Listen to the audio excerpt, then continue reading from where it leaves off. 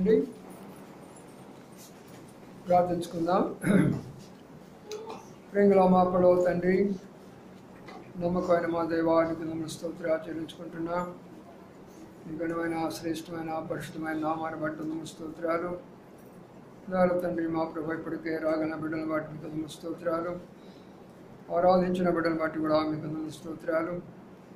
లోపల కొరకే మమ్మల్ని సిద్ధపరచాలని కోరిన విధానాన్ని బట్టి కూడా మీకు స్తోత్రాలు.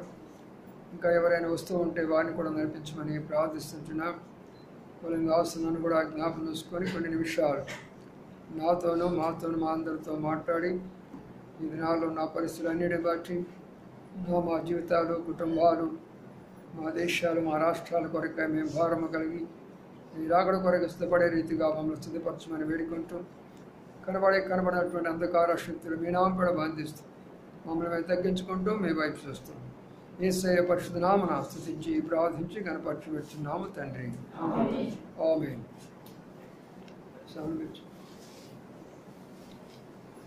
మొదటి రాజుల గ్రంథము 1వ అధ్యాయం. 1వ రాజుల గ్రంథము 1వ అధ్యాయంలో ఒక మాటను జ్ఞాపకం చేస్తున్నాను.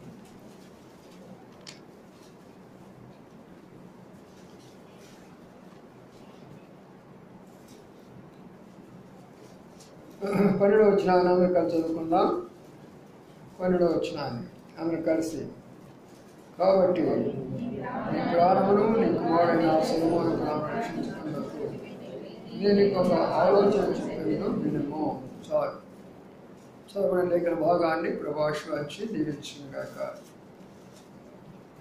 ఈ దినాల్లో మనము గత కొన్ని వారాలుగా రాజుల యొక్క చరిత్ర మనము ధ్యానిస్తూ అనేక విషయాలు చూస్తూ వస్తుంటున్నాం.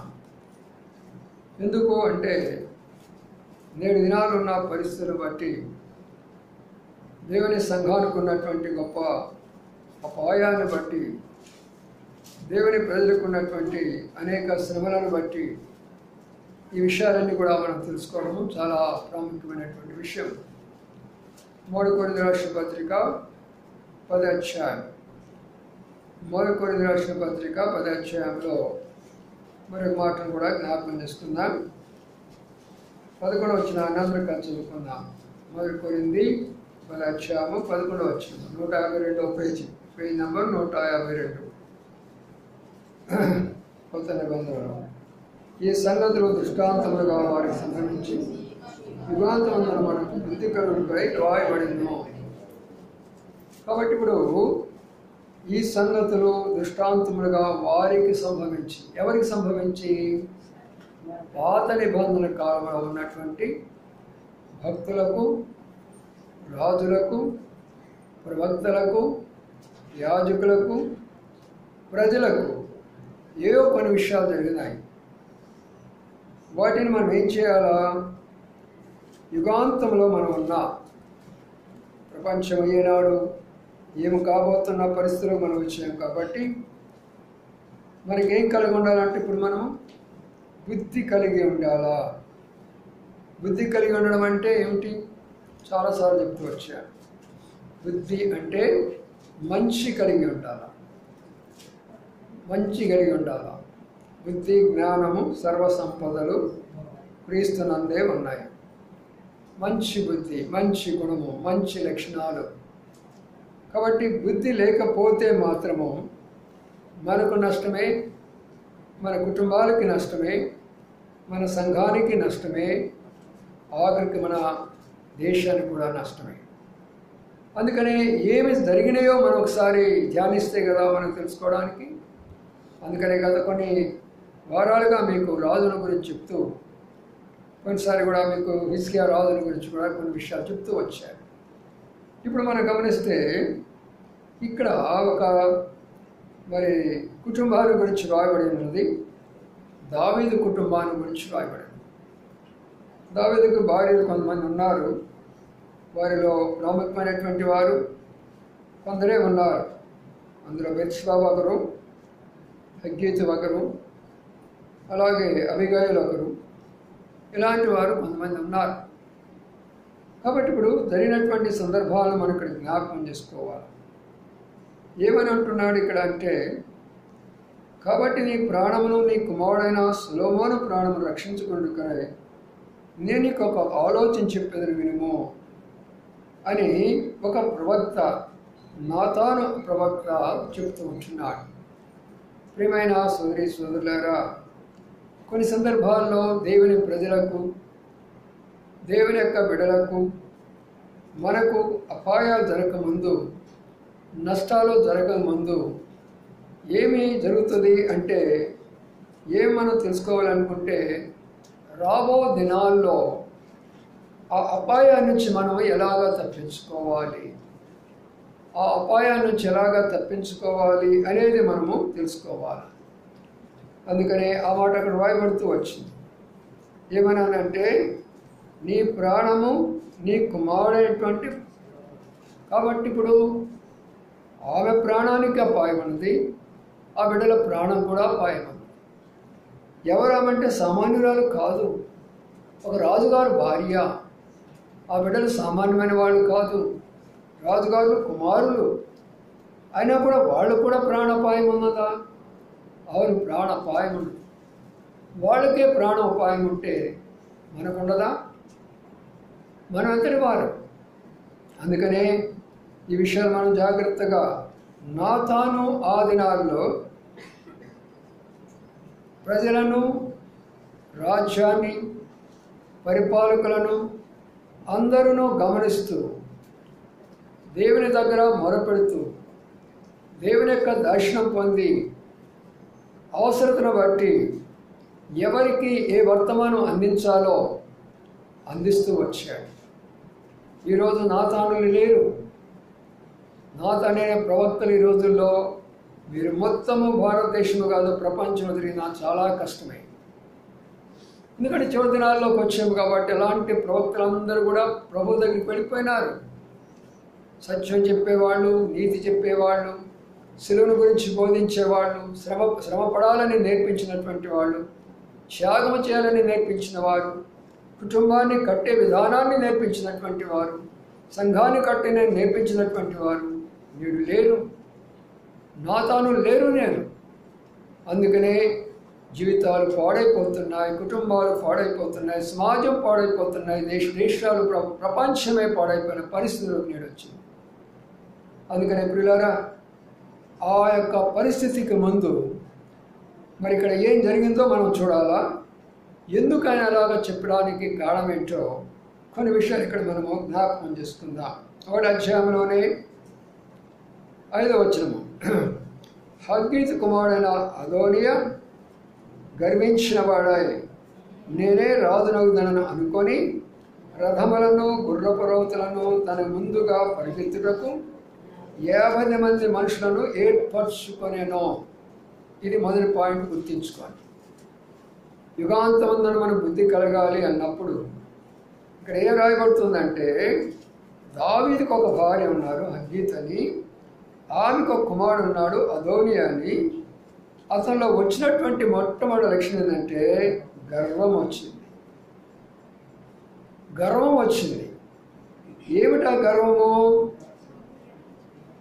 మా నాన్నగారు వాళ్ళు వృద్ధులైపోయినారు, ముసలి వాళ్ళు అయిపోయినారు, మా అమ్మ వృద్ధురాలు అయిపోయింది, వాళ్ళందరూ కాదు, ఇప్పుడు నేను ఏం చేయాలా?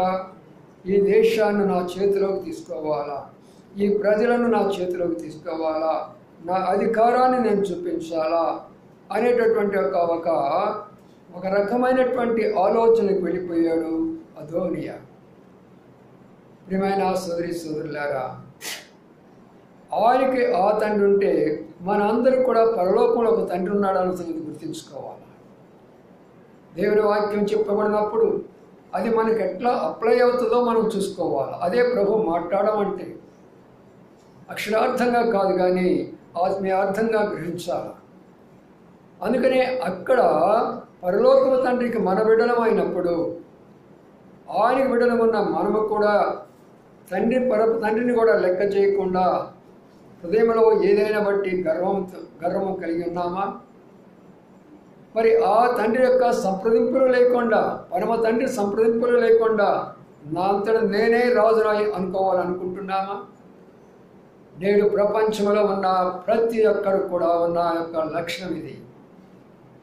వారు అరేబియా దేశాల్లో ఉన్న, ఇజ్రాయెల్ దేశంలో ఉన్న, అమెరికాలో ఉన్న, లేక ఇండియాలో ఉన్న, ఆంధ్రప్రదేశ్లో ఉన్న ప్రతి వారి లక్షణం ఇదే. నేనే రాజును కావాలి, నేనే పరిపాలకుడు కావాలి, నా పేరే అందరికీ తెలియాలి, నన్నే అందరూ కూడా వెంబడించాలి అనేటటువంటి యొక్క భయంకరమైనటువంటి యొక్క చీకటిలో నేడు ప్రపంచం ఉన్నది. అందుకనే అపాయం రాబోతున్నది. ఎవరికంటే నిజమైనటువంటి వారికి, యథార్థమైనటువంటి వారికి అపాయం రాబోతున్నది. ఈ అపాయాన్ని తప్పించుకోవాలి. దాని కొరకు ఆయన ఏం చేస్తాడో తెలిసిన, మామూలుగా లేదు ఆయన చేసినటువంటి పని. నేను రాజును అనుకుని రథములను, గుర్రములను, రౌతులను తనకు ముందుగా పరిగెత్తిస్తున్నాడు. కళ్ళతో చూస్తున్నాం కదా మనము. ఎన్ని కార్లు పోతున్నాయో ఒక్కొక్క సందర్భంలో, ఎన్ని వెహికల్స్ పోతున్నాయో ఒక్కొక్క నాయకుడి వెనుక. వాళ్ళు మానవులే, మనం మానవులే. వాళ్ళకి 2 కళ్ళు, మనకు 2 కళ్ళు. వాళ్ళ పని వాళ్ళు చేస్తారు, మన పని వాళ్ళు చేస్తారు. ఎందుకు ఇలాగైపోయింది? ఎందుకు ఇలాగైపోయిందంటే అక్కడ ఈ యొక్క అదోనియా వాళ్ళని మభ్యపెట్టాడు, ప్రలోభం పెట్టాడు, అనేకమైన పోస్టులు ఇస్తానని చెప్పాడు. నేను రాజునైతే మీకు ఫలానా మంత్రిగా మిమ్మల్ని చేస్తానని చెప్పాడు. కావలసినటువంటి ధనం మీకు ఇస్తానన్నాడు. నా పక్షంగా మీరు ఉంటే మనం అందరం కూడా ఏడుదామని చెప్పేసి అందరూ కూడా ప్రోత్సాహపరిచినారు. నేడు ఇదే కదా జరగలేదా? ఏ రాష్ట్రంలో జరగలేదు చెప్పండి ఇలాంటి విషయాలు? మనకున్న రాష్ట్రాలు, ఎన్ని రాష్ట్రాలు ఉన్నాయో అన్ని రాష్ట్రాల్లో ఈ పద్ధతి జరగలేదా? ఈ వాక్యము సత్యము కాదా? ఒకసారి మనం అందరూ కూడా అర్థం చేసుకోవాలి. అందుకనే 50 మంది ముందు డబ్బు ఇవ్వటము, నడవండి, ఫలానా దగ్గర మీటింగ్ పెడుతున్నాము, ఇంత కారుల్లో, ఇన్ని బస్సుల్లో, ఇన్ని సందర్భాల్లో జనాలను ఎక్కించుకోనండి. ఈరోజు ఆరాధనకు వస్తున్నాను, నేను ఆటో దిగాను, అక్కడ అన్నీ కూడా కార్లు మాకు అడ్డంగా ఉన్నాయి. ఏంటమ్మా అయితే కారు, బస్సు ఇవన్నీ ఇక్కడ అడ్డంగా ఉన్నాయి ఏంటంటే, మీటింగ్ వెళ్తున్నామండి మేము అంటున్నారు. అక్కడ డబ్బిచ్చి గుర్రాలను పరిగెత్తుకున్న అదోనియా ఈనాడు కనబడుతున్నారు. బైబిల్ వరకు రాయలా. అందుకనే ప్రియమైన సోదరులారా, ఈ విషయాలు తెలుసుకున్నటువంటి తండ్రి ఎలాగా ఉన్నాడో చూద్దాం ఒకసారి. 6వ వచనం అంటున్నాడు, అతను తండ్రి నీవు అలాగని ఎలా చేస్తున్నావని అతని చేత ఎప్పుడూ విచారించి అతని నొప్పి కలుగ చేయలేదు. బాగా అర్థం చేసుకోనండి. ఈ యవనస్తుడు తనంతట తానే రాజు అవడానికి కారణము, వాళ్ళంతటికి వాళ్ళే మరి మేమే పరిపాలకులు కావాలంటానికి కారణం ఏంటంటే, అక్కడ ఉన్నటువంటి యొక్క సొంత తండ్రిని అన్ని విషయాలు చూస్తున్నాడు. కానీ తండ్రి ఏం చేయలేకపోయినాడు. ఏంట్రా నువ్వు చేస్తుందని ఒక్కసారి అన్నా. మనం చేసే తప్పదే, మన బిడ్డల విషయంలో మనం చేసే తప్పదే. ప్రియమైనటువంటి కుటుంబాలు ఉన్న ఇక్కడ ఉన్న మీరు అందరూ కూడా యవనస్తులకు కూడికి మీ బిడ్డలను పంపిస్తున్నారా?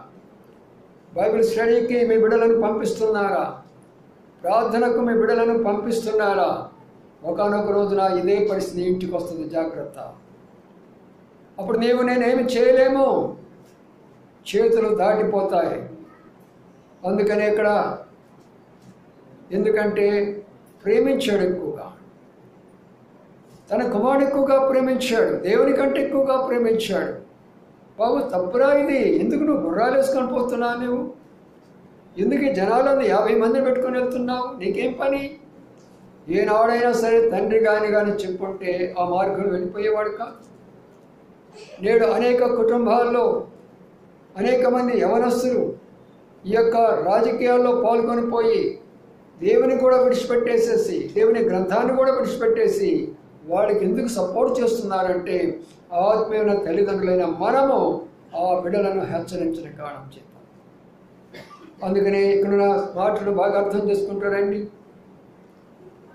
ఎలాగా తను చేస్తూ ఉన్నప్పుడు తండ్రి అలాగా చేయలేదనుకోండి. రెండో విషయానికి వస్తే అక్కడ ఒక విషయాన్ని గమనిస్తూ వస్తా. అబ్షాలోము తర్వాత పుట్టినటువంటి వాడు అతను బహు సౌందర్యము గలవాడు. చూసారా? అంటే చాలాసార్లు ఏం చేస్తాం మనం? చాలాసార్లు మనం ఏం చేస్తాం చెప్పండి? అతి ప్రేమ ఎక్కువ మన బిడ్డల కొరకే. ఏమి ఎక్కువ చెప్పండి? ఎక్కువ ప్రేమ. ఎటువంటి ప్రేమో తెలిసినా, ఎంత ప్రేమిస్తామో తెలిసినా, వాడు ఎంత ఉన్నాడు కానీ వాడు కానీ 10,000 రూపాయలు ఫోన్ కావాలని కానీ ఒక్కసారి కింద పడ్డాడంటే అంటే నేను కొనిస్తాను. అంత ప్రేమ నీకు ఆ బిడ్డల మీద. ప్రియమైనటువంటి సోదరి సోదరులారా, జాగ్రత్త. దేవుని యొక్క వాక్యం వినేటటువంటి మీరు అతిగా ప్రేమించాడు కాబట్టి తండ్రిని నిర్లక్ష్యం చేశాడు, ఇంటిని నిర్లక్ష్యం చేశాడు, తల్లిని నిర్లక్ష్యం చేశాడు, అందరు నిర్లక్ష్యం చేశాడు. నేనే రాజునవుతాను అనుకున్నాడు. దాని కొరకై తను ఏం చేస్తున్నాడు? ఇప్పుడు ఒక పార్టీని ఏర్పాటు చేసుకున్నాడు. అదే కదా ఈరోజు పార్టీలు ఎక్కడ చూసినా, ఏ రాష్ట్రంలో చూసినా కూడా పార్టీలు అక్కడ అవే కదా. చూసారా ప్రియులారా? ఒక్కసారి బాగా అర్థం చేసుకోవడానికి ప్రయత్నం చేయండి. ఒక గ్రూప్ను తయారు చేసుకున్నాడు. వాళ్ళు ఎవరెవరో చూద్దామండి. ఇక్కడ అక్కడ చూస్తే 7వ వచనం చదవండి. ఎవరైనా సహోదరుడు 7 సహోదరుడు చదవండి. అతడు సెరూయా కుమారుడైన యోవాబుతోను యాజకుడైన అబ్యాతారుతోను ఆలోచన చేయగా వారు అదోనియా పక్షమున వహించి అతనికి సహాయం చేసిరు గాని. చాలు, ఇక్కడ ఉన్న మాటలు అర్థం చేసుకున్నా. యోవాబు అబ్యాతారుతో ఆలోచన చేస్తున్నారట. వీళ్ళు ఎవరండి? దావీదు సన్నిహితులు. దావీదు వీడు నమ్మాడు. దావీదు నమ్మి అన్ని వీళ్ళకి అప్పగిస్తే ఈ యోవాబు అబ్యాతారు ఇద్దరు కలిసి ఏం చేస్తున్నారని ఇక్కడ చూస్తే వాళ్ళ దావీదుని అవతల మర్చిపోయాడు. అదోనియాకు వాళ్ళు ఏం చేస్తున్నారంటే ప్రోత్సాహపరుస్తున్నాడు. ఎందుకు ఇలాగ జరిగింది అంటే వారికి కొన్ని ప్రలోభాలు పెట్టాడు అదోనియా. ఈనాడు నీ బిడ్డలు నా బిడ్డలు లోకములు అనేకమైన ప్రలోభాలు ఉన్నాయి. చాలా అట్రాక్షన్స్ ఉన్నాయి లోకంలో. ఏదో ఒక రకమైనటువంటి ఆకర్షణ గురైపోయే పరిస్థితి ఉన్నది. వీడేం చెప్పాలంటే యోవాబు బాగా తెలుసు, దావీదెవరో యోవాబుకు బాగా తెలుసు, అబ్యాతారుకు బాగా తెలుసు. వీడేం చెప్పాలా? ఇది పద్ధతి కాదు. మీ నాన్నగారు ఎక్కడున్నాడు? 40 సంవత్సరాలను పరిపాలించాడు, ఎన్నో రాజ్యాలను జయించాడు, దేవుని ప్రత్యక్ష కలిగినటువంటి వాడు. తొందరపడగాకు, నీవు అదోనియా నష్టపోతామని చెప్పకుండా ఏం చేస్తున్నాడు అంటే సహకరిస్తున్నాడు. ఈనాడు అది జరగటం లేదా? ఎవరెవరిని సహకరిస్తున్నారు? ఎవరెవరిని పిలుచుకుంటున్నారు? వారి యొక్క పరిపాలన కొరకై ఎవరి పరిపాలన వాడు చేయాలనే ఉద్దేశము. వారి ద్వారా ప్రజానికానికి ఎంతో నష్టం కలుగుతున్నది,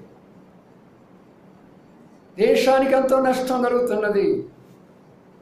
దేశం అనేటటువంటిది దేవుడు సృష్టించినటువంటి వారు, దేవుని యొక్క ప్రజలు. వారు ప్రజలకు ఎంతో నష్టం కలుగుతున్నది, ఎన్నో బాధలు కలుగుతున్నాయి ప్రజలకు. యవనస్తులకు ఎన్నో బాధలు ఉన్నాయి, వృద్ధులకు ఎన్నో బాధలు ఉన్నాయి. కొంతమంది మాత్రమే వారి స్వార్థం కొరకు, వారి స్వలాభం కొరకై ఉన్నతమైన స్థానంలో ఎదుగుతూ ఉంటున్నారు. మా దేశాన్ని ప్రపంచంలో మొదటి స్థానాలు పెట్టాలనుకుంటున్నారు. కానీ ఇక్కడున్నటువంటి వారు ఎంతమంది అణగారిపోతున్నారో ఒక్కసారైనా ఆలోచించలేకపోతున్నారు. కారణం ఏంటంటే అదోనియా లాంటి వారు పరిపాలించాలని కోరుతున్నారు. వారికి వారే రాజులుగా ప్రకటించుకుంటున్నారు. తర్వాత చూద్దాము. ఇంకా చూస్తే అక్కడ చూడండి 9వ వచనంలో అదోనియా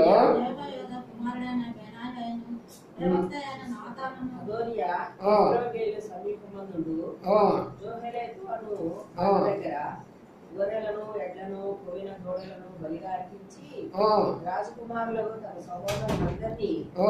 యూదావారము రాజు యొక్క సేవకులందరినీ పిలిపించింది వారి. ఏం జరిగిందండి నేను ఢిల్లీలో ఏమైనా జరిగింది తెలుసా మీకు? ఎక్కడెక్కడ వాళ్ళందరూ కూడా పిలిపించేశారు. రండి, మేము ప్రభుత్వాన్ని ఏర్పాటు చేయబోతున్నాం. ప్రభుత్వానికి నీకు అర్హత లేకపోయినప్పటికి కూడా ప్రభుత్వాన్ని అర్హత చేయబోతున్నాం. నీకు వ్యతిరేకత ఉన్నప్పటికి కూడా మోసాలు చేద్దామని కోరుతున్నాం. అందరిని పిలుస్తుంటున్నప్పుడు ఇక్కడ ఈ రాజకుమారులు ఏం చేయాలా? రే నువ్వు చేస్తున్న తప్పురా. అక్కడ ఉన్నాడు ఒక పెద్ద ఆయన, మనకు ఆ పెద్ద ఆయన మనం సంప్రదించాలా. ఆయనతో పాటు యాజకులు ఉన్నారు అక్కడ, ఆయనతో పాటు ప్రవక్తలు ఉన్నారు అక్కడ, వారిని మనం సంప్రదించాలా. ఇలా చేయడం తప్పు అని అన్నారా? లేదు, మేమందరం మీతోనే. ప్రియమైన సోదరి సోదరులారా, ఎవరైనా పరిపాలన చేయాలి అంటే అతడు నీతిమంతుడై ఉండాలా, అతడు యథార్థవంతుడై ఉండాలా, అతడు మోసగాడై ఉండకూడదు. అందరినీ సమానంగా చూసే వ్యక్తిగా ఉండాలి.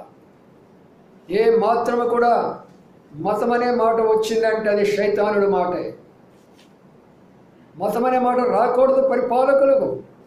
మానవులందరూ కూడా దేవుని సృష్టించిన వారే. పోయినసారి కూడా చెప్తూ వచ్చాను, ఈ భూమి అందరూ కూడా మానవులందరికీ సమానంగా ఇచ్చాడు. గాలిని మానవులందరూ సమానంగా వాడుకుంటున్నప్పుడు భూమిని ఎందుకు సమానంగా వాడుకోలేకపోతున్నాము? గాలి ఎవరి చేతిలో పట్టబడదు. పట్టినట్టుకైతే మనం అందరూ చనిపోయేవాళ్ళం, అది కూడా అమ్ముకునేవాళ్ళే. అందుకని దేవుడు తెలుసు ప్రజలు బ్రతకాలి కాబట్టి ఈ గాలిని వారి కంట్రోల్ లేకుండా చేశాడు. భూమి అయితే వారి స్వాధీనంలో ఉన్నది. అందుకనే ప్రియమైన సోదరి సోదరులారా, ఎందుకు ఈ విషయాలు చెప్పానంటే మానవులందరికీ భూమి మీద జీవించే హక్కు ఉన్నది, పనిచేసే హక్కు ఉన్నది, సంపాదించుకునే హక్కు ఉన్నది, ఇల్లు కట్టుకునే హక్కు ఉన్నది, వ్యవసాయం చేసుకునే హక్కు ఉన్నది, వ్యాపారం చేసుకునే హక్కు ఉంది, మంచిగా జీవించే హక్కు ప్రతి ఒక్కరికి ఇచ్చినప్పుడు నేడు పరిపాలకులు బానిసలుగా చేయాలని కోరుకుంటున్నారు. అందులో ప్రాముఖ్యంగా క్రైస్తవులను బానిసలుగా చేయాలని కోరుకుంటున్నారు. అందుకనే ఇక్కడ ఆ రీతిగా వారందరూ కూడా కలిసి వచ్చి బలులు కూడా అర్పిస్తున్నారట. పూజలు జరగటం లేదా? బైబిల్లో మనము ఒక కోణమే మనకు తెలుసు. బైబిల్లో రెండో కోణాలు తెలియాలంటే నువ్వు ప్రవక్తగా కావాలా. ఒక వ్యక్తి ప్రవక్త అయితేనే ఇవన్నీ అర్థమవుతాయి, అందరికి అర్థం కావు.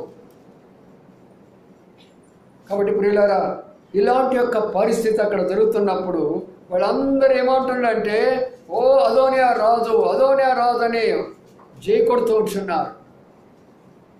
జై కొట్టడం లేదా? ఈ రోజున టపాకాయలు పేలిపోతున్నాయి వచ్చేటప్పుడు. ఎటు చూసినా ప్రియమైన సోదరి సోదరులారా, ఎందుకంటే కింద మాట, నీకు నీ బిడ్డలకు అపాయం ఉన్నది, నీకు నీ బిడ్డలకు అపాయం ఉన్నది రాజున్న దినాల్లో. ఈరోజు మొన్న ఒక బిడ్డ అమ్మాయి పేరు ఏదో ఉంది, వాళ్ళ ఇంట్లో మనం మీటింగ్ పెట్టుకున్నాం. ఏం పేరు అమ్మాయి పేరు? మంజుల. వాళ్ళ ఇంట్లో మీటింగ్ పెట్టుకున్నాం. చక్కని వాక్యం అందించాం వాళ్ళకి. అబ్బాయి భాషలో పనిచేస్తాడు. మరి రెండయ్య చక్కగా వాక్యం ఉన్నారు కదా. రెండో ఆదివారం అంటే ఆదివారము పిల్లలకు స్కూల్ పెట్టారు, మరి పిల్లల్ని స్కూల్కి తీసుకొని పోవాలా ఆ రోజు అన్నాడు. ఎవడి పని ఇది? ఎవడి పని? ఆదివారం మీద హక్కు ఎవరికి ఉంటుంది? ప్రభువుకి హక్కు ఉంది ఆదివారం మీద. దాన్ని మార్చేసేవాడు ఎవడు? శైతానుడు. అందుకనే పేతురుని ప్రభు చూడాల. పేతురు సేవకుడే, మరి ఆయనకి శిష్యుడే. అయితే పేతురు ఒక మాట అన్నాడు ప్రభువుని, నేను సిలువలో చనిపోవాలన్నప్పుడు అది నీకు దూరం అయ్యాలా. అప్పుడు ప్రభు అన్నమాట ఏంటి? శాతారుడా వెనకేడుపో. కొన్నిసార్లు దేవుని నమ్ముకున్నటువంటి వారమైన మనము కూడా దేవుని వాక్యానికి వ్యతిరేకమైనటువంటి కార్యాలు చేసినప్పుడు దేవుడే ఈ మాట వాడతాడు, శైతానుడా అంటాడు. మనకు తెలియకుండా వాడు పనిచేస్తాడు. నేను చెప్తున్నాను, నా మీద శైతాను ఎంతగా పనిచేస్తాడంటే దినమంతా వాడికి అదే పని నా మీద. నువ్వు వాక్యం చెప్పడానికి వీల్లేదు, నువ్వు పోవడానికి వీల్లేదు. నిన్ను ఏ రకంగా బంధించాలో నాకు తెలుసు, నిన్ను ఏ రీతిగా నోరు మోపించాలో నాకు తెలుసు, నేను ఎలాగా మరి మీటింగ్లు పెట్టకుండా ఉండడానికి నాకు తెలుసు. అన్ని రకాల బాణాలు ఉపయోగిస్తూనే ఉన్నాడు. వాడికంటే మండోడు నేను, వాడికంటే మండోడు నేను. నువ్వు చేసేది నువ్వు చేయి, నా ఆఖరి ఊపిరిన్నంత వరకు నేను పోరాడేది. అందుకని ప్రియమైన సోదరులారా, ఇక్కడ జరిగిన సందర్భాలు చూస్తే అక్కడైతే అందరూ కూడా జై కొడుతున్నారు, అదోనియా ఏలుతున్నాడు. ఆ శబ్దాలు ఎంతవరకు వచ్చింది తెలిసినా నాతాను దగ్గరికి వచ్చినాయి. ఆయన వెళుతున్నాడు, బెత్షెబాతో చెప్తున్నాడు, అమ్మా బెత్షెబా, నీప్పుడు రా, నీ కుమారుడు అపాయంలో ఉన్నాడు. రేపు నీ కుమారుడు నీ కుటుంబము ఆఖరికి నీ భర్త కూడా అపాయంలో ఉన్నాడు. ఏం చేయాలో మరి? నేను నీకు ఒక సలహా చెప్తాను, నీకు ఒక మంచి కార్యం చెప్తాను, ఒక మంచి విషయం చెప్తాను, అది నువ్వు చేయి. అదే దైవ సేవకులంగా మేము ఎందుకు ఈ విషయాలు చెప్తామంటే, అందరిలాగా మీరు అది నమ్ముకోండి, ఇది కలిగిద్ది, ఇది నమ్ముకోండి, డబ్బు వస్తుంది, అది నమ్ముకోండి, దేవుడు ఆశీర్వదిస్తాడు, ఆశీర్వాదాలు కుమ్మరిస్తాడని ఈ బోధన మా వల్ల కాదు చేయడానికి. దైవజనుడు భక్సింగ్ గారు ఇప్పుడు ఏనాడు కూడా అలాంటి బోధన చేసేవాడు కాదు. ఆయన బోధలు ఖండించే బోధలు. ఆయన బోధలో ఎలాగా ఉంటాయంటే మానవులను మార్చినటువంటి బోధలు, అనుకూలమైన బోధలు కాదు ఆయన చేసినటువంటి బోధలు. ఆ బోధల ద్వారా జీవితాలు మార్చబడతాయి, జీవితాల్లో మార్పు వస్తుంది, కట్టుబడతారు వాళ్ళు. అందుకని ప్రియమైన నా సోదరులారా, ఒక్కసారి బాగా ఆలోచన చేసుకోనండి, చేసుకోండి. ఏం జరిగింది ఇక్కడ మనం గమనించండి. ఒక ఆలోచన చెప్తున్నాడు. ఏం చెప్పాడు దావీదు గారు? మీకు తెలుసు కదా, నా తరువాత ఎవరిని? సొలొమోనుని నేను రాజుగా చేస్తాను నీతో చెప్పాడు కదా. కానీ నేడు అదోనియా ఏలుతున్న సంగతి నీకు తెలుసా? నాకు తెలియదండి, నాకు తెలీదు. మీ బిడ్డలు ఎవరు ఎక్కడ ఏం చేస్తున్నా తల్లులు తెలుసా? మీ కుమార్తెలు ఎక్కడి నుండి ఏం చేస్తున్నారో మనకు తెలుసా? ఇది దేవుని వాక్యం ఒక్కరి కొరకై కాదు, అందరి కొరకై. ఈ వాక్యము ఇందులోనే కాదు, అనేకులు బయట అనేక సేవకులు వింటున్నారు, అనేకులు విశ్వాసులు వింటున్నారు. ఎందుకంటే అందరూ తెలుసుకోవాలి సత్యాలనే మన యొక్క భారం అది. కాబట్టి ప్రియమైనటువంటి నా సోదరులారా, ఆమె నాకు తెలియని విషయము. అవును, నీవు తెలియాలంటే, నీ బిడ్డల ఆత్మీయ పరిస్థితులు నువ్వు తెలియాలంటే దేవుని సన్నిధికి రావడం నేర్చుకో, ఆరాధన రావడం నేర్చుకో. దేవుని యొక్క మందిరానికి వచ్చి దేవుని యొక్క వాక్యం వింటే నాతాన్ లాంటి దైవ సేవకులు వచ్చి మీకు బోధిస్తారు ఏం చేయాలో, రాబోయే అపాయం నుంచి మీరు ఎలాగ తప్పించుకోవాలో బోధిస్తారు వాడు. అందుకని ఇప్పుడు ఆ మాట చెప్తున్నాడు. చూద్దామనండి, 15 వచనం చదవండి. 15. కాబట్టి బెత్షెబా గదిలో ఉన్న రాజు వద్దకు వచ్చాను. రాజు బహు వృద్ధుడైనందున షూనేమీయురాలైన అబీగుగు రాజును కనిపెట్టుచుండెను. బెత్షెబా వచ్చి రాజు ఎదుట సాగిలపడి నమస్కారం చేయగా, రాజు నీ కొరకు ఏమని అడిగినందుకు ఇలాగ మనవి చేశాను. చాలు. బెత్షెబా ఎలాగొచ్చింది రాజుగారి దగ్గరకు బాగా అర్థం చేసుకోనండి. బెత్షెబా వచ్చి రాజు ఎదుట సాగిలపడి నమస్కారము చేయగా. ఉన్నదా ఈరోజు భార్య భర్తల మధ్యలో ఇలాంటి యొక్క ఐక్యత, ప్రేమ, బంధం ఉన్నదా? ఎలాగా మారుతారు? తన భర్త ఏదో గుర్తుపెట్టుకున్నది, నేను ఒక భార్యని కదా, నా ఇష్టం అనుకోలే తను. అక్కడ నా ఇష్టానుసారం నేను మాట్లాడతాను అనుకోలే. అక్కడ ఏమయ్యా నువ్వు ఇంత మోసం చేస్తావు నన్ను, నా కుమారుడు కట్టబెడతానన్న రాజ్యం తీసుకెళ్ళి వాళ్ళకి కట్టబెడుతున్నావే అని యుద్ధం చేయడానికి రాలా.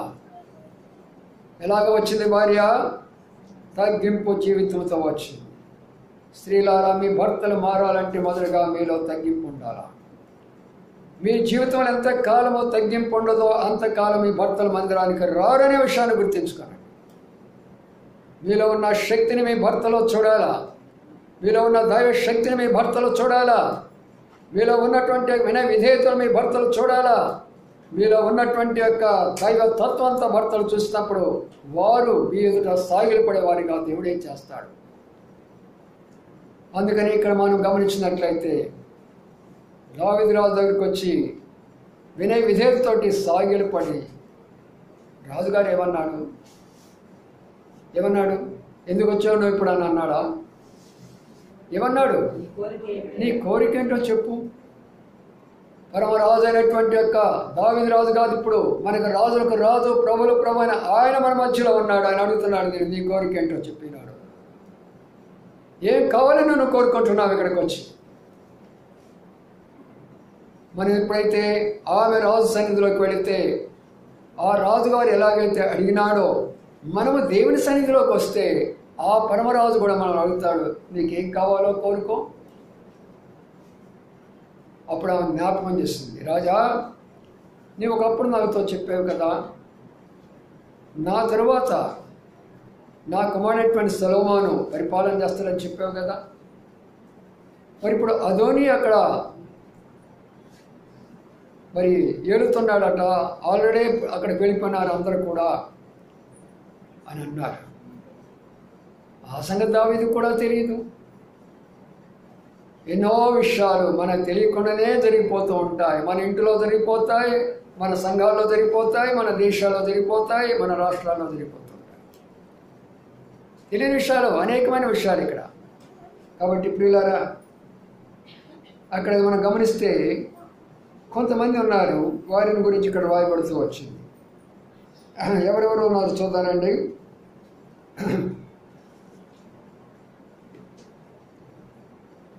10వ వచనం చూడండి. 1వ అధ్యాయం 10వ వచనంలో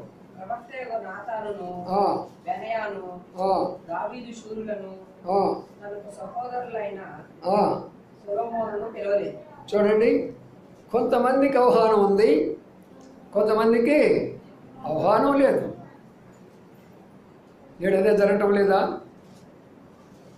అన్ని సందర్భాల్లో మనం గమనించినట్లయితే కొంతమందికి ఆహ్వానం ఉంటుంది, కొంతమందికి ఆహ్వానం ఉండదు. అందుకని ఈ విషయాలన్నీ కూడా మీకు కళ్ళ ఎదుట ప్రత్యక్షంగా చెప్తున్నా. ఆనాడు వాళ్ళు ఏదో వాళ్ళ దేవుడికో లేక దేనికో ప్రతిష్ఠ చేయబోయినప్పుడు ప్రెసిడెంట్ గారిని పిలిచారా? దేశానికి మొదటి సిటిజన్ ఎవరు చెప్పండి? మొదటి సిటిజన్ ఎవరు? ప్రెసిడెంట్. అందరికంటే ఎక్కువ శాలరీ ఎవరిది?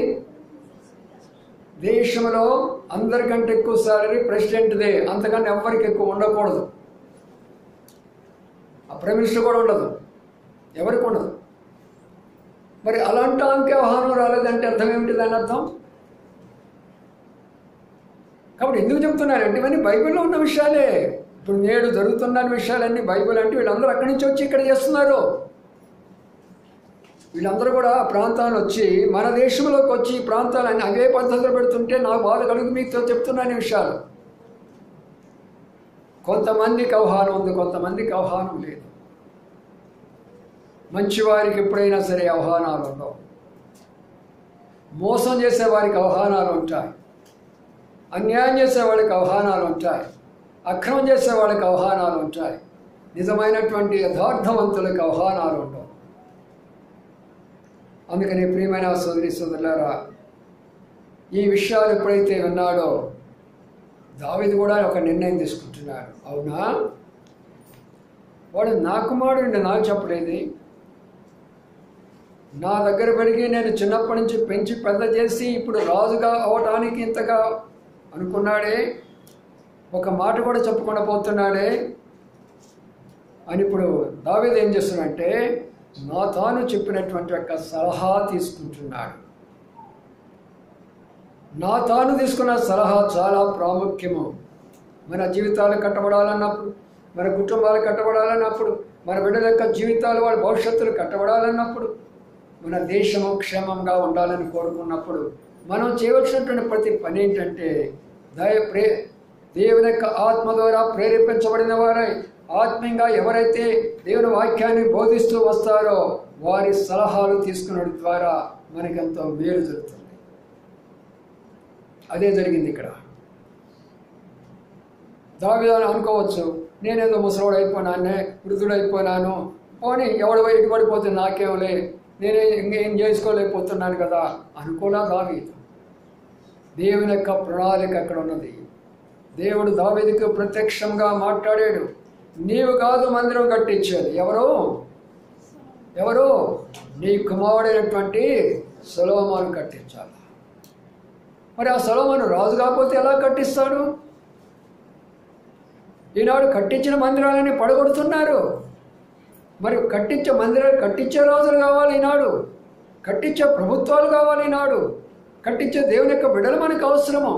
అలాంటి వారి కొరకు మనం ప్రార్థన చేయాలా, వారి కొరకు మనం ప్రయాసపడాలా. అందుకనే ప్రియమైన సోదరులారా, ఒక్కసారి ఇక్కడ బాగా అర్థం చేసుకోనండి. దావీదు అంటే నాకు స్టెప్ తీసుకున్నాడు. ఆయన తీసుకున్నది ఏమనగా చూడండి, అదే అధ్యాయంలో మనం చూసినట్లయితే దావీదు చేస్తున్నటువంటి మంచి పనిని కూడా చూద్దాం. 28వ వచనం చదవండి. 28. దావీదు బత్షెబను పిలువమని సెలవీయగా, ఆమె రాజు సన్నిధికి వచ్చి రాజు ఎదుట నిలవబడింది. అప్పుడు రాజు ప్రమాణపూర్వకంగా చెప్పినదేమనగా, సకలమైన ఉపద్రవములలో నుండి నన్ను విడిపించిన యెహోవా జీవముతోడు అవశ్యముగా నీ కుమారుడైన సొలొమోను నా తరువాత ఏలువాడై నా శిరదిగా నా సింహాసనము మీద ఆసీనుడగునని ఇశ్రాయేలుల దేవుడైన యెహోవా నామము తోడని. 34 వచ్చిందండి.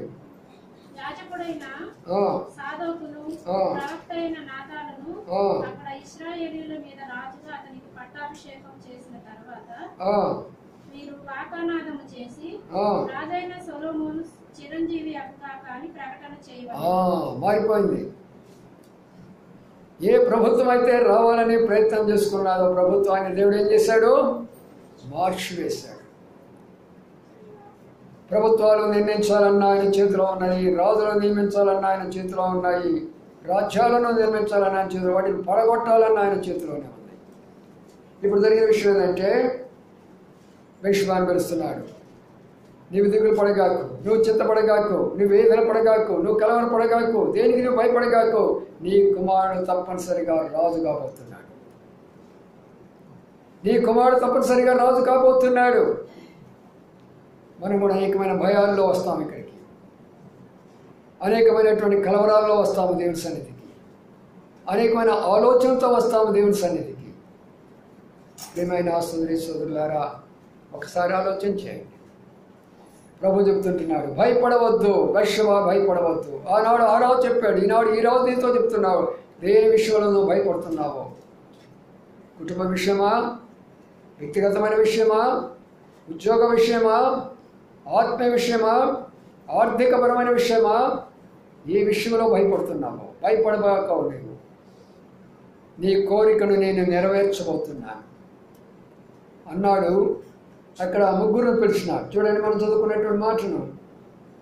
యాజకుడైన సాదోకు, ప్రవక్త అయిన నాతాను, యోధ కుమారుడైన బెనియాను నా యొద్దకు పిలువము. ముగ్గురు ఆయన సెలెక్ట్ చేసుకుంటున్నాడు. ఇక్కడ ఒక ప్రతిష్ఠిత కార్యక్రమాలు జరగాలన్నప్పుడు యాజకులు ఉండాలి అక్కడ.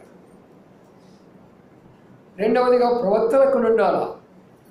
మూడవదిగా రాజాధికారులు అక్కడ ఉండాల్సిందిగా కనబడుతున్నారు. అందుకనే ఈనాడు ఈ వాక్య ప్రకారమే ప్రతి స్థలాల్లో వారు ప్రతిష్టలు ధరించుకుంటున్నారు. యాజకులను పిలిపించుకుంటారు, యజ్ఞాలు అక్కడ పెట్టేసుకుంటారు ముందుగానే. ప్రవక్తల ద్వారా కొన్ని విషయాలు చెప్పుకుంటూ ఉంటారు, జ్యోతిష్యాలు అనుకుంటూ ఉంటారు. అక్కడ కొంత సైన్యాన్ని పెట్టుకుంటారు, అధిపతులను పెట్టుకుంటారు, అధికారులను పెట్టుకుంటారు. ఇప్పుడు ఏం చేస్తారంటే వారికి చెప్పి, ఇటు బత్షెబాకు చెప్పి, ఇప్పుడు వీళ్ళకి చెప్పేసి, వెళ్ళి నా కుమారుడిని పట్టాభిషేకం మీరు చేయాల్సిందేనని చెప్పాడు. ప్రియమైన సోదరులారా, ఎంత అద్భుతమైన విషయం! ఒకవైపున అదోనే కాదు, యోబే కాదు, అబ్యాతారే కాదు, అనేక మంది రాజకుమారులు, ప్రజలందరూ కూడా మొత్తం సపోర్ట్ అంటే. ఇక్కడ చాలా కొద్దిమంది ఉన్నారు. దేవుని ప్రజలైన మనం కూడా కొద్దిమందిమే. దేవుని ప్రజలు కాని వారు వందల వేలాది లక్షలాది మంది ఉన్నారు. వారికి ఎంతో సపోర్ట్ ఉన్నది ఈ లోకంలో. వారికి ఎంతో మంది తోడుకుంటున్నారు ఈ లోకంలో. అయితే నీకు నాకు తోడుగా ఎవరు లేరు. మనకు తోడు ఆయనే. పరిస్థితి అంతా మారిపోయింది. ఎప్పుడైతే దావీదు మాట చెప్పాడో వాళ్ళు తీసుకొని వెళ్ళారు. సొలొమోను ఇప్పుడు రాజుగా పట్టాభిషేకం చేశాడు. రాజుగా పట్టాభిషేకం చేసిన తర్వాత జరిగిన పరిణామాలను చూసుకున్నారు. అండి ముగింపులో ఏం జరుగుతుందో చూద్దాం. ఇప్పుడు ఏం జరిగిందో అక్కడ గమనించినట్లయితే 41వ వచనము 41. అతడు పిలిచిన వారందరూ విందులో ఉండగా విందు ముగియబోవు సమయమున ఆ చప్పుడు వారికి వినబడింది. యోవాబు బాకానాదము విని పట్టణమునందు ఎలా ఏమని అడుగగా యాజకుడైన అబ్యాతారు కుమారుడైన యోనాతాను వచ్చాడు. అదోనియా లోపలికి రమ్ము, నీవు ధైర్యవంతుడవు, నీవు